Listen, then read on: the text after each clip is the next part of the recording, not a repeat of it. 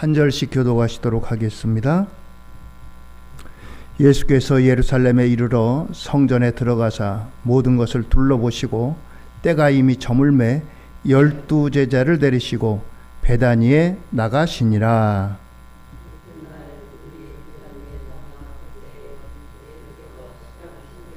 멀리서 잎사귀 있는 한 무화과 나무를 보시고 혹 그 나무에 무엇이 있을까 하여 가셨더니 가서 보신즉 잎사귀 외에 아무것도 없더라. 이는 무화과의 때가 아님이라.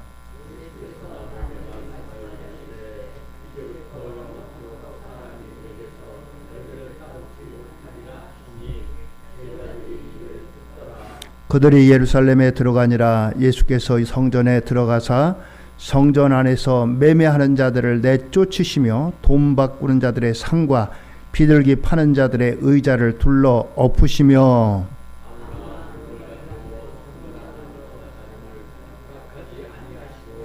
이에 가르쳐 이르시되 기록된 바 내 집은 만민이 기도하는 집이라 칭함을 받으리라고 하지 아니하였느냐.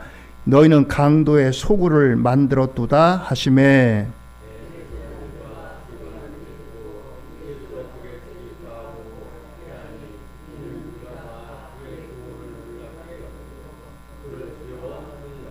그러므로 날이 저물매 그들이 성 밖으로 나가더라.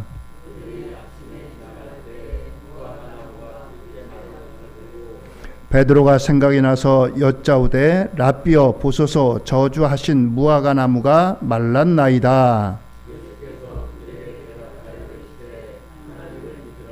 내가 진실로 너에게 이르노니 누구든지 이 산더러 들려 바다에 던져지라 하며 그 말하는 것이 이루어질 줄 믿고 마음에 의심하지 아니하면 그대로 되리라.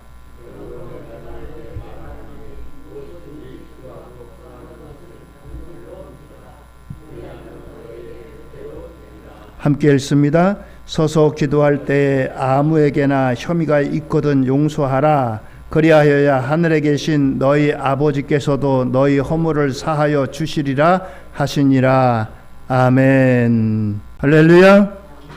오늘도 하나님의 은혜와 축복이 우리 성도님들 모두에게 함께하기를 주의 이름으로 축원드립니다. 이번 주간에 날씨가 아주 추웠습니다. 우리 교회가 있는 이 상가도 오래돼 가지고 겨울 행사를 한번 치렀습니다. 옥상에 물탱크가 있는데 터졌어요. 한밤중에 물이 폭포수같이 터져 내려왔습니다. 교회 안에까지 한 반이 찼어요. 물을 퍼내느라고 아주 우리 아들 또 우리 사모님이 애를 쓰셨습니다. 생각하면서 다른 날은 그런 일이 없으니까 그냥 넘어갔거든요. 그런데 물을 치우면서 야, 평소가 얼마나 이게 고마운 일인가. 물이 안 터졌을 때가 얼마나 고마운 일이겠어요? 지난 주간에 어느 여기자가 지금 전쟁이 한참인 어디에요? 러시아하고 싸우는, 갑자기 생각이 안 나네. 러시아하고 싸우는 나라 우크라이나. 그래, 우리 우크라이나에 취재를 갔대요. 그런데 이 기자가 와서 하는 얘기가 하루에도 수십 번씩 미사일 공습 경보가 울린다는 거예요. 엥 하면서. 미사일이 어디 떨어진다고 미리 예고하고 떨어지지 않잖아요. 그 방송 준비를 하면서 그 자리에서 죽을 수도 있어요. 하루에도 수십 번이나 그 미사일 경보가 울린다는 거예요. 갔다 와가지고 그런 얘기를 해요. 미사일 경보가 울리지 않는 대한민국 사는 거 감사하는 저와 여러분들 되기를 바랍니다. 아이, 뭐 미사일 안 울리는 게, 경보 안 울리는 게 당연하지.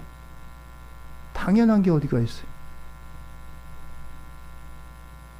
물탱크 안 터지고 미사일 경보 안 울리고 그것만 해도 감사할 일이에요. 요즘 주가가 한참 올라간다고 하는데, 아이고 난 다른 사람들은 다 주식해서 돈 벌었다고 그러는데 난 주식 한 주도 없는데, 그거 부러워하지 마세요. 그것만이 감사할 일은 아니에요.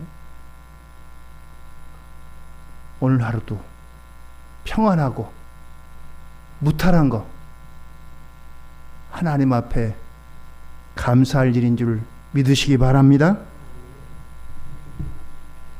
복권 안 맞아서 감사해서 아멘이 안 나오는 것 같아요. 아이고 로또라도 맞아야 되는데, 로또 안 맞아도 감사한 일이에요. 그렇습니다. 오늘 말씀의 제목은 주님 원하시는 열매들. 그렇습니다.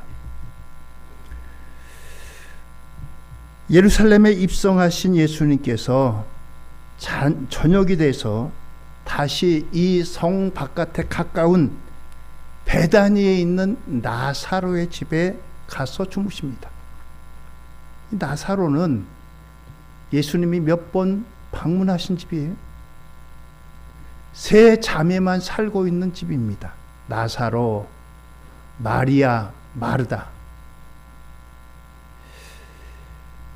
오늘 이 예수님께서 그리고 나서 시장길을 해소하기 위해서 무화과 나무에 가까이 가십니다. 무화과 여러분들 아시죠? 무화과 달콤하고 그렇습니다. 그런데 가까이 가서 보시니까 무화과에 열매가 없는 겁니다. 열매가 없어요. 왜 그럴까요? 무화과도 아무 때나 열매를 맺는 게 아니라 열매를 맺을 때가 있습니다.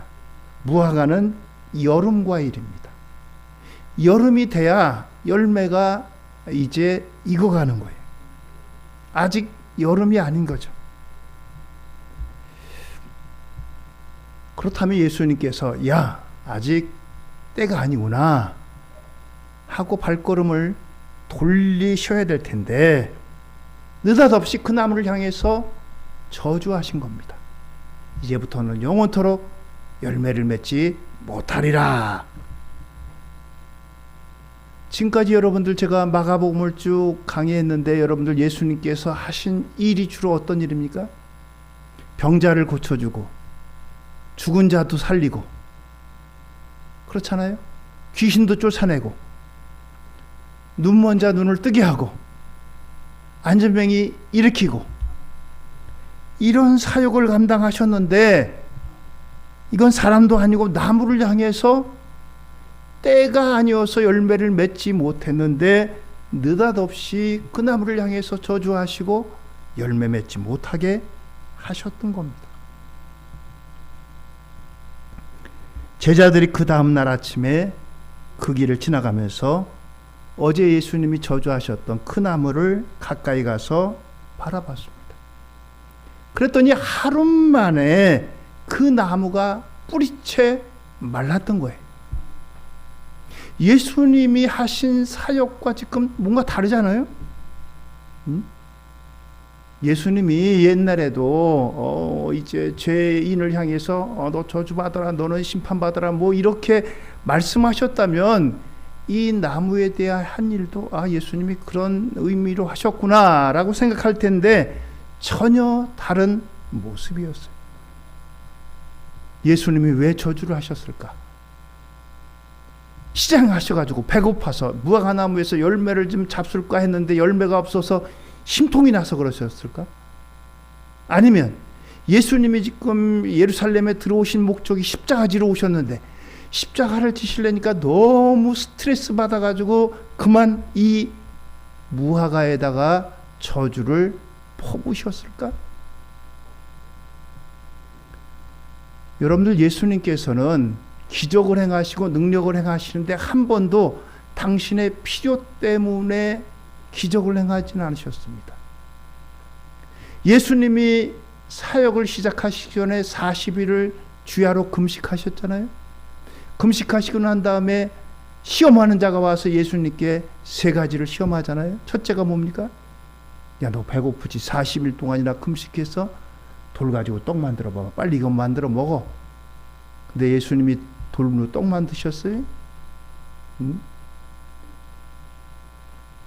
사람이 떡으로만 살 것이 아니라 하나님의 말씀으로 살 것이라 거절하셨잖아요.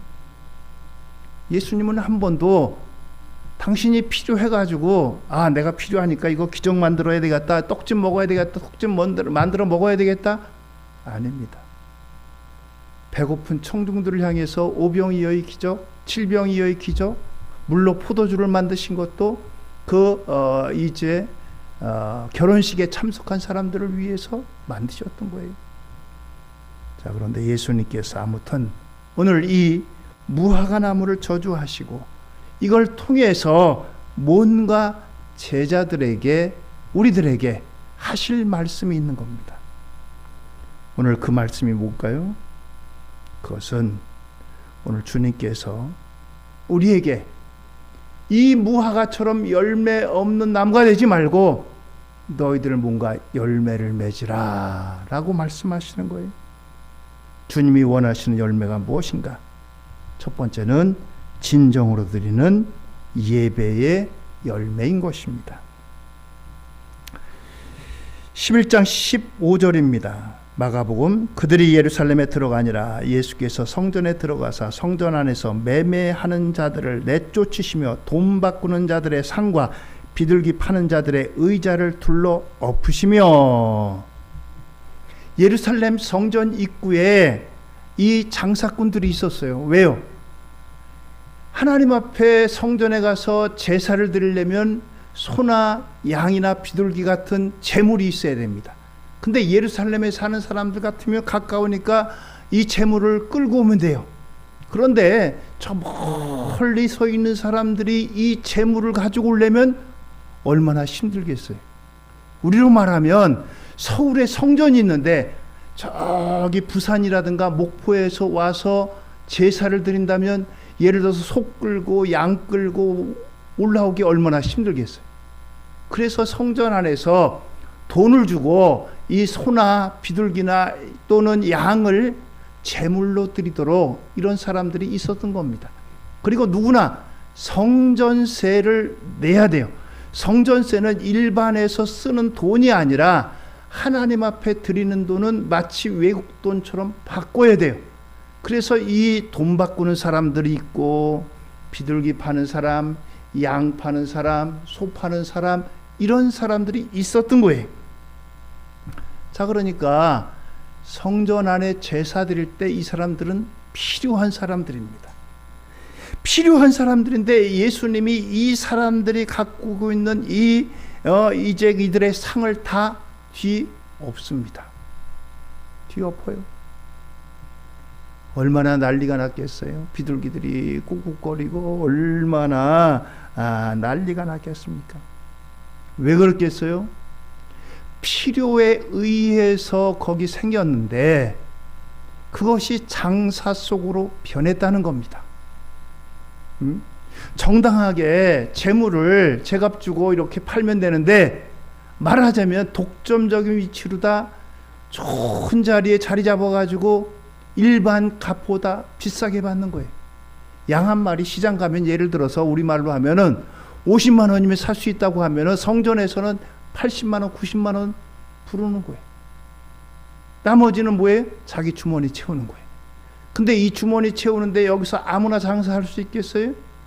당시에 제쌍이라든가 이런 사람들과 결탁이 되고 누구하고 결탁이 돼야지 이렇게 장사할 수 있는 거예요. 예수님께서 이걸 하셨어요. 하나님 앞에 성전에 하나님 앞에 제사 드려야 되는데 제사 드리는 그들이 타락했다는 겁니다. 정말 하나님 앞에 제물을 드리고 예배하는 그런 마음이 아니라 장사 속으로 여기서 이 자리를 잡고 있던 거예요. 돈 바꾸는 일도 마찬가지입니다. 세상 돈하고 얼마 이렇게 비율로 다 바꿔야 되는데 나 성전세 내겠습니다. 그러면 정당하게 바꿔주고 하나님 앞에 성전세를 내면 되는데 더 폭리를 취했던 거예요. 이러한 예배가 무슨 예배냐는 거예요. 이러한 예배가 무슨 예배냐는 거예요. 예수님께서는 그들의 성전을 다 뒤엎습니다. 그러면서 너희가 성전을 강도의 소굴로 만들었도다 라고 말씀하십니다. 마가복음 11장 17절입니다. 이에 가르쳐 이르시되 기록된 바 내 집은 만민이 기도하는 집이라 칭함을 받으리라 하지 아니하였느냐. 너희는 강도의 소굴을 만들었도다 하시매. 그렇습니다. 금년에 우리 지방 선거가 있죠. 인천시장, 구청장 그런 사람들을 뽑는 선거가 있습니다. 선거 때가 되면은 뭐 우리 교회야 작으니까 찾아오지도 않지만 큰 교회는 정치인들이 줄을 대서고 찾아옵니다. 인사한다고. 저는 참 그거 생각해 봐야 될 일 같아요. 왜 그 사람들을 인사시켜요? 하나님 앞에 예배하러 왔지. 자기 자랑하려고 나와요? 예배 드리러 오면 예배만 드리고 가면 돼요. 굳이 오늘 누가 오셨습니다. 박수로 환영해 주세요. 예배는 하나님께 드리고 하나님만 영광 받으시는 거지. 거기에 왜 그런 사람이 거기에 박수를 받고 인사를 받고 왜 그 사람을 소개해? 예배는 하나님을 소개하고 예수님을 소개하는 거지 왜 그 사람을 소개하냔 말이야. 여야를 떠나서 응? 오늘 여러분들 하나님이 원하시는 진정한 예배의 열매를 하나님께서 원하신다는 겁니다. 그렇습니다. 주님께서는 우리에게 말씀하십니다. 내 보물이 있는 그곳에는 내 마음도 있느니라. 그러면서 내 보물을 하늘에 쌓아두라 라고 말씀하십니다. 마태복음 6장 20절입니다. 오직 너희를 위하여 보물을 하늘에 쌓아두라. 거기는 좀이나 동록이나 해하지 못하며 도둑이 구멍을 뚫지도 못하고 도둑질도 못하느니라. 그렇습니다. 그들이 양이나 비둘기나 또는 염소, 소를 바치는지는 모르지만 그들의 마음을 드리진 않았습니다. 나 제사 드렸어. 나 예배했어. 됐다는 거예요. 그들의 삶은 그냥 삶이고 안 믿는 사람들과 다를 바 없이 살아가요. 요즘 새벽기도 본문이 레위기입니다. 레위기의 말씀을 보면 율법이잖아요. 거기 물론 하나님을 잘 경외하라, 안식일을 지켜라 그런 말씀도 있지만 구체적으로 이것 하지 마라, 이것 하라 그런 말씀들이 있어요. 그 말씀들이 다 뭐냐면 삶에서 실천해야 될 일들이에요. 넌 추수할 때 다 추수하지 말라는 거예요. 남겨두라는 거예요. 왜? 가난한 사람들을 위해서. 혹시 추수하다가 이삭이 떨어지면 줍지 말라는 거예요. 왜요? 가난한 사람들이 와서 주워 먹을 수 있도록 하라는 거예요. 그게 율법인 거예요. 그게. 하나님 찾고 기도하고 금식하고 이것만이 하나님을 섬기는 그것은 아니에요. 삶으로 다 실천하라는 거예요. 약한 자를 보호하라는 거예요.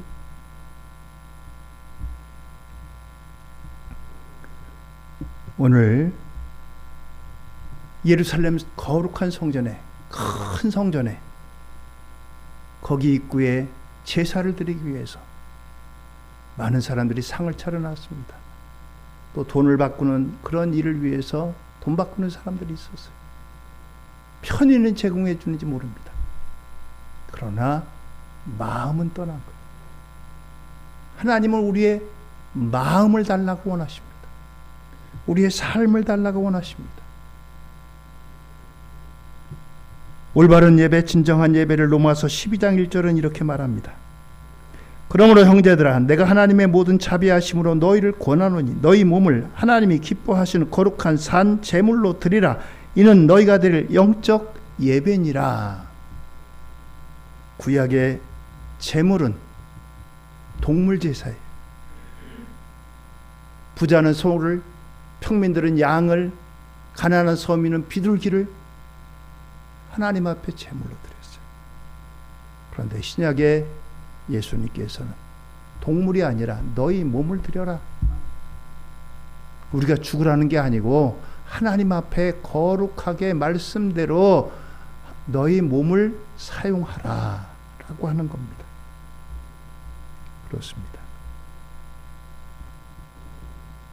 예배는 그래서 형식보다는 내용입니다. 유대인들에게 있어서 잎사귀는 형식을 의미합니다. 예수님이 바라보신 이 무화과 나무는 잎은 무성했어요. 그런데 열매는 하나도 없는 겁니다.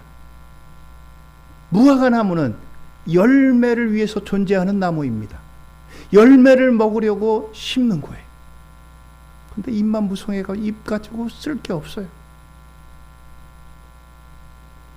오늘 저와 여러분들 하나님이 기뻐하시는 진정한 예배의 열매, 우리 몸을 거룩한 산제물로 드리고 하나님 앞에 쓰임받는 복된 역사가 있기를 예수님 이름으로 축원드립니다. 두 번째는 믿음의 열매입니다. 마가복음 11장 22절 23절입니다. 예수께서 그들에게 대답하여 이르시되 하나님을 믿으라. 내가 진실로 너에게 이르노니 누구든지 이 산더러 들려 바다에 던져지라 하며 그 말하는 것이 이루어질 줄 믿고 마음에 의심하지 아니하면 그대로 되리라. 그렇습니다. 우리는 인생을 살아가는데 이런저런 험난한 산을 만납니다. 때로는 너무 높아가지고 그 앞에서 탄식하는 그러한 산도 있습니다. 이러한 산들을 넘는 데 있어서는 내 능력 밖에 그런 산도 있습니다. 그런데 주님께서 이와 같은 이 산을 만났을 때 오늘 우리에게 요구하시는 것은 바로 믿음입니다. 이러한 믿음을 통해서 우리에게 이 산을 어떻게 넘을 것인지 말씀하십니다. 하나님이 역사하시는 통로는 믿음을 통해서 역사하십니다. 그 사람이 가지고 있는 지혜, 지능, 능력, 경력, 지식, 이것으로 역사하는 게 아니라 믿음을 통해서 하나님이 역사하시는 겁니다. 그래서 하나님께서는 세상 사람들이 보기에는 약한 자, 또 부족한 자, 가난한 자, 그러한 사람들을 통해서 쓰시는 거예요. 세상은 누구보다도 더 능력 있는 사람을 원합니다. 외국어 얼마나 해? 외국어 점수 얼마야? 자격증 뭐 있어? 이런 것이 세상 사람들이 원하는 스펙입니다. 그러나 하나님께서는 우리에게 믿음을 요구하십니다. 맹인 거지 바디메오가 보게 된 것도 믿음이 있었기 때문입니다. 12년 동안 혈루증으로 앓던 여인이 고침을 받게 된 것도 믿음이 있었기 때문입니다. 오늘 주님께서는 우리에게 산을 만나거든 너희의 믿음을 활용하라 라고 말씀하십니다. 야고보 1장 6절로 7절입니다. 오직 믿음으로 구하고 조금도 의심하지 말라. 의심하는 자는 마침 바람에 밀려 요동하는 바다 물결 같으니 이런 사람은 무엇이든지 주께 얻기를 생각하지 말라. 그렇습니다. 우리 앞에 놓여져 있는 산이 에베레스트와 같이 높고 험난해가지고 아이고 도대체 이건 내가 해결할 수 없어. 오늘 주님께서 허락하신 이 믿음을 활용해서 믿음으로 이 산을 넘는 저와 여러분들 되기를 주의 이름으로 축원드립니다. 주님은 우리에게 이 믿음으로 산을 넘으라고 말씀하십니다. 세 번째 원하시는 열매는 기도의 열매입니다. 마가복음 11장 24절입니다. 그러므로 내가 너에게 말하노니 무엇이든지 기도하고 구하는 것은 받은 줄로 믿으라. 그리하면 너에게 그대로 되리라. 자, 여기 보세요. 기도하고 구하는 것은 받을 줄로 믿으라? 아닙니다. 받은 줄로 믿으라. 내가 믿음으로 기도했다면 이미 그것이 이루어진 걸로 인정하고 믿고 행동하라 라고 하는 겁니다. 되겠지가 아니고, 예수님께서 무화과 나무를 보고 저주하셨어요. 사람도 아니고 식물입니다. 나무를 향해서. 그런데 그 나무가 뿌리채로 말랐습니다. 그 무화과 나를 손으로 가르치시면서 무엇이든지 기도하고 구하는 것은 받은 줄로 믿으라. 지금 너희들이 눈으로 보는 것처럼 내가 저주의 말을 하고 나니까 이 나무가 그대로 말라버리지 않았느냐. 주님이 말씀하시는 거예요. 실물 교육을 하시는 겁니다. 그 당시 종교 지도자인 바리새인들의 기도는 이런 기도였어요. 그들의 기도 장소가 사람들이 많이 왕래하는 길거리나 시장 입구입니다. 여기는 사람들이 많이 다니잖아요. 머리를 막 킁킁입니다. 슬픈 모습을 해요. 그러면서 하늘을 향해서 두 손 들고 기도합니다. 하나님 아버지, 은혜를 감사합니다. 나는 안식일을 지키고 일주일에 2번 금식하고 하나님 앞에 소득의 11조를 드립니다. 이게 기도예요, 뭐예요? 기도의 형식을 빌려서 자기를 나타내는 거예요. 나는 이렇게 거룩한 사람입니다. 나는 경건한 사람입니다. 그러니 하나님 나에게 복을 주세요. 사람들 가운데는 그 모습을 보고 저 사람 참 대단하네. 어떻게 저렇게 살지? 나는 저렇게 못 사는데.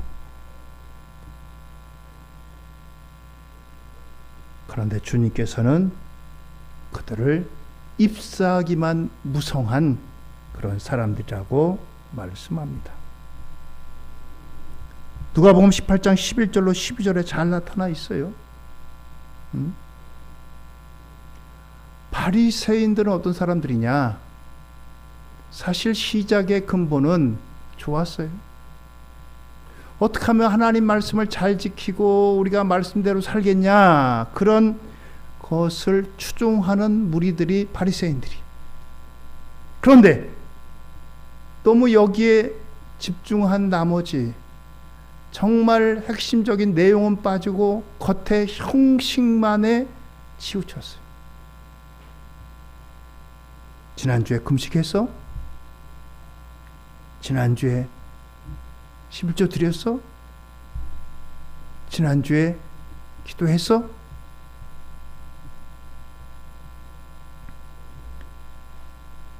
그런데 실제적으로는 어떻습니까?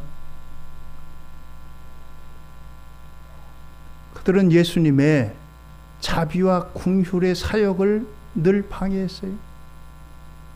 병든 사람 고쳐주는데 안식일이다 보니까 예수님 앞에 왜 안식일에 일합니까? 예수님께서 야, 너희들은 안식일이라고 해가지고 예를 들어서 너희 양이나 소가 구덩이에 빠지면 너희들 건져주냐 안 건져주냐? 건져주거든요. 그런데 이 사람이 지금 아파서 고통받고 있는데 이 사람 고쳐준 것이 안식일이라고 해가지고 그것 가지고 시비 거는 거예요. 자기들의 소나 양 같은 것들, 가축들은 귀하면서 이 사람의 영혼은 생각하지 않는 거예요.